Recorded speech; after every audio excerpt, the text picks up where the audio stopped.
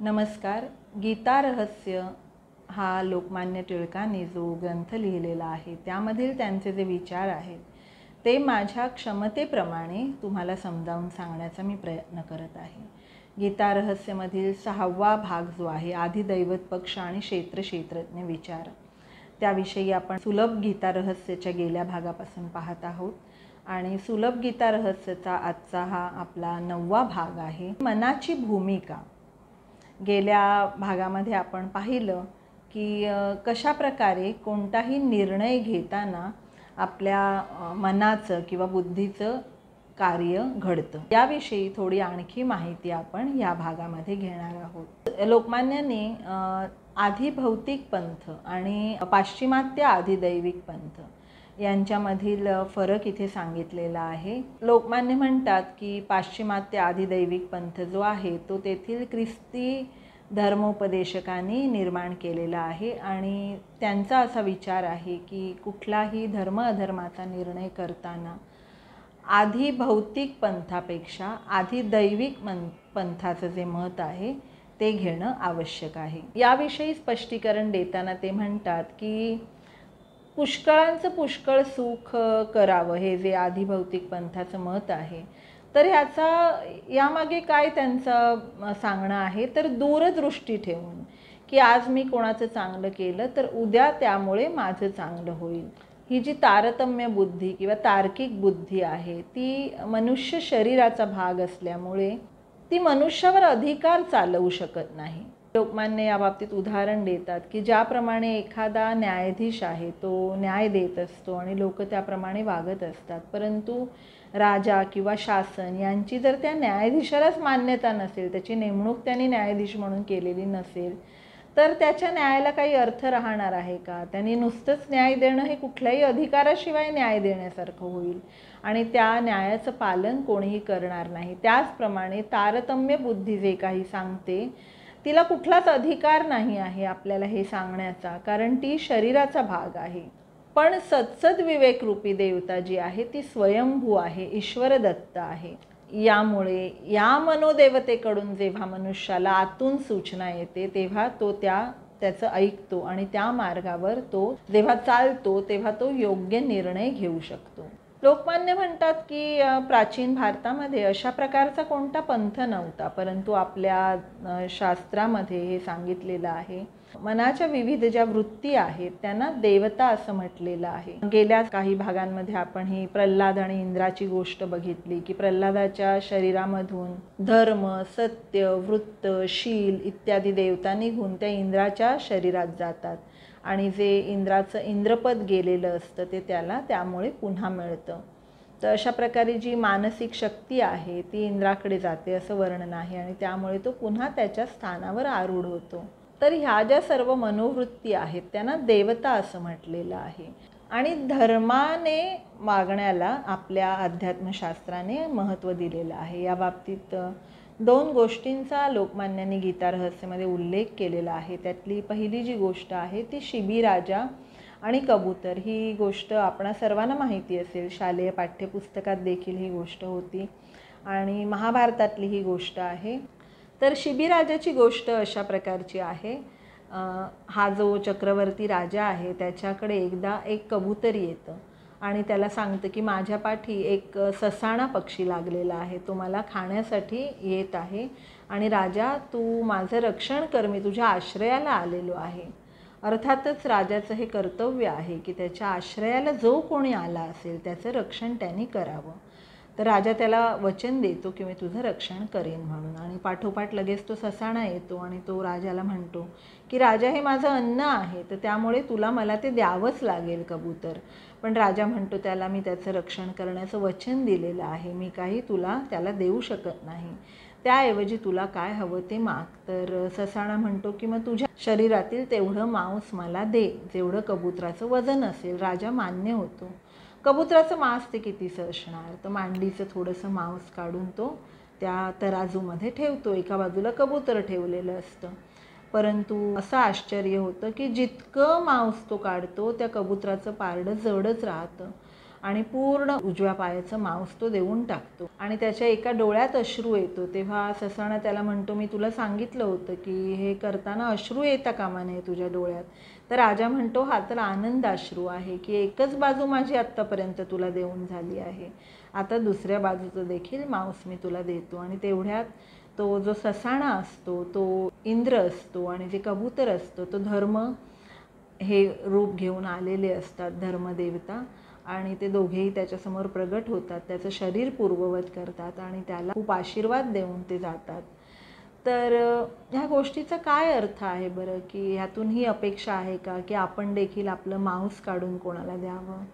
तर धर्माने वागणं म्हणजे आपलं कर्तव्य करणं, त्या त्या स्थितीमध्ये आपली काय कर्तव्य आहे ते करणं ही आपली मनोदेवता आपल्याला सांगत असते, असं आपल्या धर्मशास्त्राने सांगितलेलं आहे. आणि मनोदेवतेचं जे बोलणं आहे ते समजण्यासाठी मन शुद्ध असणं आवश्यक आहे. आणि मन शुद्ध म्हणजे त्याच्यामध्ये स्वार्थ असता कामा नये, आणि स्वार्थ नसावा म्हणजे त्यांनी पदोपदी आपल्या कर्तव्याचा विचार करायला हवा. काही मोठंच जाऊन गोष्ट प्रत्येकाने करायला हवी असं काही नाही आहे, परंतु रोजच्या जगण्यामध्ये माझं कर्तव्य काय आहे हे जर मी केलं, एक आई म्हणून माझं कर्तव्य काय आहे, एक पत्नी म्हणून माझं कर्तव्य काय आहे, एक शिक्षिका म्हणून माझं कर्तव्य काय आहे. एकच कर्तव्य नसतं, एका मनुष्याला विविध कर्तव्य असतात आणि त्यांचा विचार त्याने करणं आवश्यक आहे. याच बाबतीतली अजून एक गोष्ट, युधिष्ठिर आणि त्याचा कुत्रा, याची गोष्ट लोकमान्यांनी इथे सांगितलेली आहे. ही देखील महाभारतातली गोष्ट आहे. युद्ध संपल्यानंतर आपल्याला माहिती आहे की अनेक वर्ष पांडव राज्य करतात आणि नंतर जेव्हा देह त्यागण्याची वेळ येते तेव्हा स्वर्गाच्या रस्त्याच्या दिशेने हे 5 पांडव द्रौपदी चालत असतात आणि तेव्हा सुरुवातीपासून त्यांच्याबरोबर एक कुत्रा चालत असतो. तर नेहमी अगदी दररोज हा त्यांच्याबरोबर असतो. एक एक करून प्रथम द्रौपदी, नंतर एक एक पांडव असे ते त्या रस्त्यावर पडत जातात आणि स्वर्गाच्या दारापर्यंत मात्र हा कुत्रा युधिष्ठिराबरोबर जातो. आणि तेव्हा तिथे त्या दारावर युधिष्ठिराला सांगण्यात येतं की तुम्हाला इथे प्रवेश आहे, परंतु या कुत्र्याला काही आम्हाला घेता येणार नाही. तेव्हा युधिष्ठिर विचार करतो की ह्याने सुरुवातीपासून माझी साथ दिली आहे, तर आता ह्याला सोडून एकटा काही मी जाणार नाही. आणि तो देखील तिथपर्यंत चालत आलेला आहे, कुत्र्याचं शरीर का असेना, परंतु त्या आत्म्यामध्ये काहीतरी आहे म्हणून तो पडला नाही ते वाटेवर, माझ्याबरोबर इथपर्यंत आला. तर त्याला मी कसं बरं सोडू शकतो, केवळ तो एक कुत्रा आहे, त्याला काही बोलता येणार नाही म्हणून का? तर तो सांगतो की नाही, माझ्याबरोबर हा इथपर्यंत आलेला आहे, तर मला घ्यायचं असेल तर ह्यालाही घ्यावं लागेल, नाही तर आम्हाला दोघांनाही तुम्ही घेऊ नका. तर लगेच इंद्र आणि धर्मदेवता त्याच्यावर प्रसन्न होता. धर्मदेवतेनेच कुत्र्याचं रूप घेऊन तो युधिष्ठिराची परीक्षा बघत असतो आणि धर्म म्हणजेच मृत्यूची देवता, यमदेवता. आणि तेव्हा युधिष्ठिराला अर्थातच मोठ्या सन्मानाने स्वर्गात घेतलं जातं. या गोष्टीचं सार काय आहे की समत्व भावना मनात असणं. मन शुद्ध कधी असेल जेव्हा स्वार्थ नसेल आणि समत्व भावना खरोखर असेल. तिथे कोणी बघायला असतं का युधिष्ठिराला? तो सिंहासनावर बसून काही दाखवत असतो का की बघा मी किती न्यायी आहे? शेवटचा क्षण असतो तो, पण त्या शेवटच्या क्षणाला पण जो मनुष्य ही समत्व भावना विसरत नाही त्याचं मन शुद्ध असतं आणि परमेश्वर नेहमी त्याच्याबरोबर असतो. तर हे ह्याचं सांगण्याचं सार आहे. आपल्या भारतीय अध्यात्मशास्त्राने किंवा भारतीय शास्त्राने या गोष्टीला महत्त्व दिलेलं आहे. लोकमान्य पुढे म्हणतात की भगवद्गीतेमध्ये कीर्ती, श्री, वाक, स्मृती, मेधा, धृती, क्षमा या गोष्टींना देवता म्हटलेलं आहे. आणि यामधील स्मृती, मेधा, धृती हे तर मनाचे धर्म आहेत. यावरून हे लक्षात येतं की मनाला आपण देवता म्हटलेलं आहे.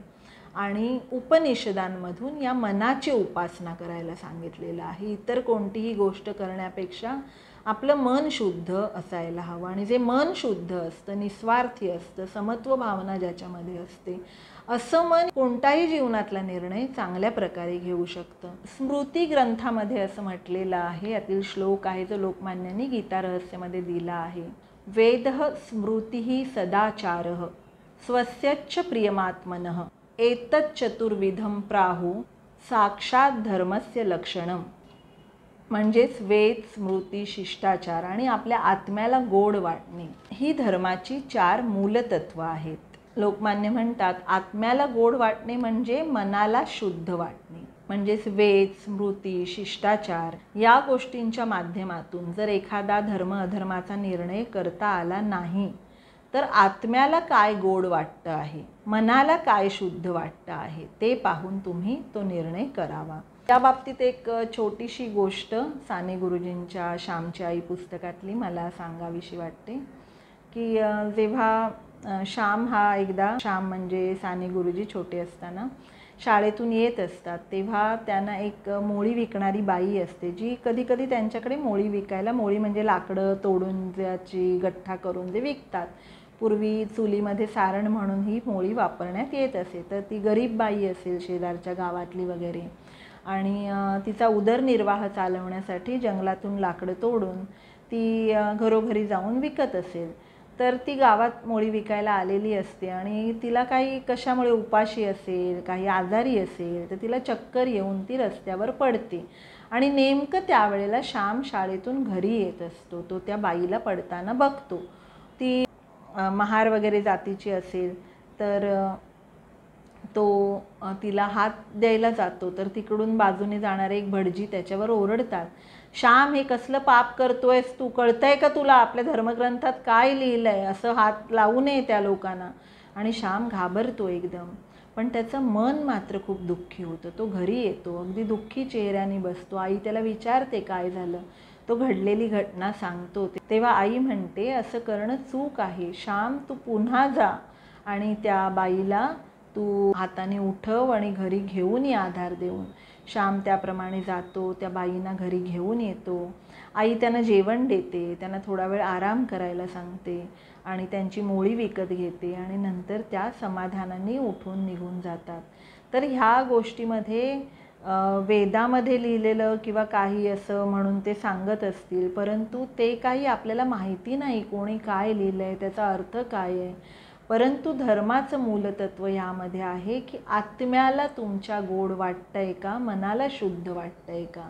हा एक छान मार्ग आपल्याला गीता रहस्यमध्ये लोकमान्यांनी सांगितला आहे, जो आपल्या धर्मशास्त्रामधीलच आहे, भारतीय संस्कृतीमधलाच मार्ग हा आहे. मनाला शुद्ध वाटणं याचा अर्थ मनाला नेहमीच हवंहवंसं वाटणं किंवा आनंद देणारं वाटणं असा मात्र घेऊ नका.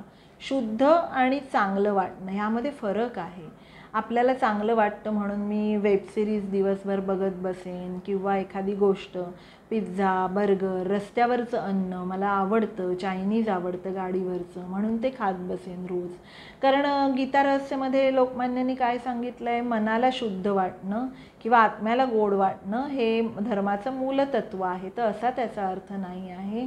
मनाला शुद्ध वाटणं आणि आत्म्याला गोड वाटणं आणि मनाला चांगलं वाटणं, हवंहवंसं वाटणं, त्याची इच्छा सतत मनात निर्माण होणं, यामध्ये फरक आहे. तर या इच्छेच्या मागे न धावता केव्हाही माझ्या मनाला शुद्ध कोणती गोष्ट वाटते आहे हा विचार करणं आवश्यक आहे.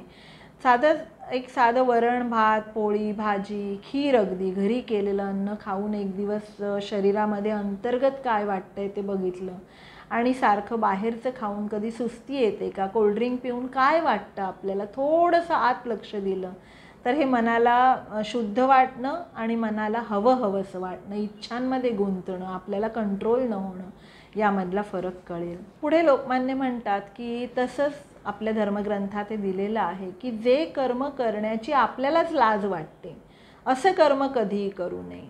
त्याला तामस कर्म असं म्हटलेलं आहे. असं कर्म कधीही करू नये.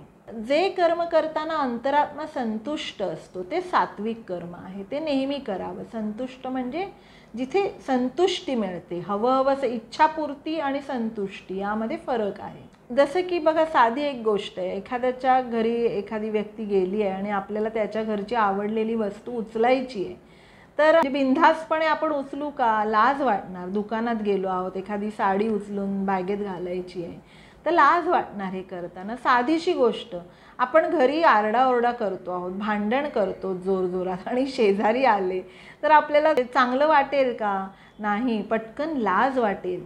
तेच आपण घरी साफसफाई करतो आहोत, स्वयंपाक करतो आहोत, मुलांचा अभ्यास घेतो आहोत, तर कोणी आलं जरी घरी तर आपल्याला लाज नाही वाटणार.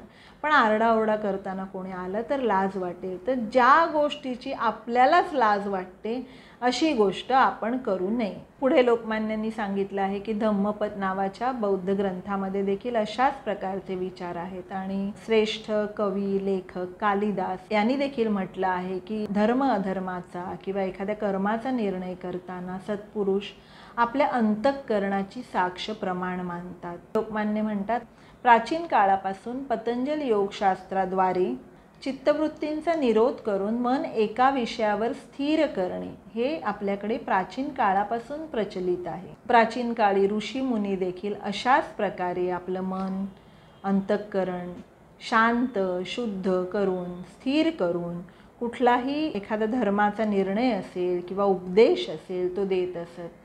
तर अशा प्रकारे जे आधी दैवत पक्षाचं म्हणणं आहे की सत्सत विवेक बुद्धी जी आहे त्याचा निर्णय घ्यावा. तर भारतीय अध्यात्मशास्त्राचं जे म्हणणं आहे लोकमान्यांनी सांगितलं आहे की आपण मन एकाग्र शुद्ध व स्थिर करून त्याद्वारे एखाद्या गोष्टीचा निर्णय करावा असं आपलं भारतीय अध्यात्मशास्त्र सांगतं, असं लोकमान्य आपल्याला सांगतात.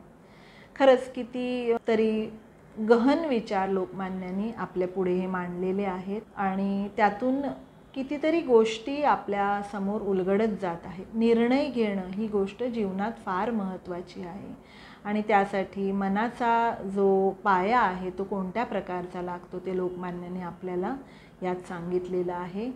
माझ्या क्षमतेप्रमाणे मी तुम्हाला ते समजावून सांगितलेलं आहे. धन्यवाद.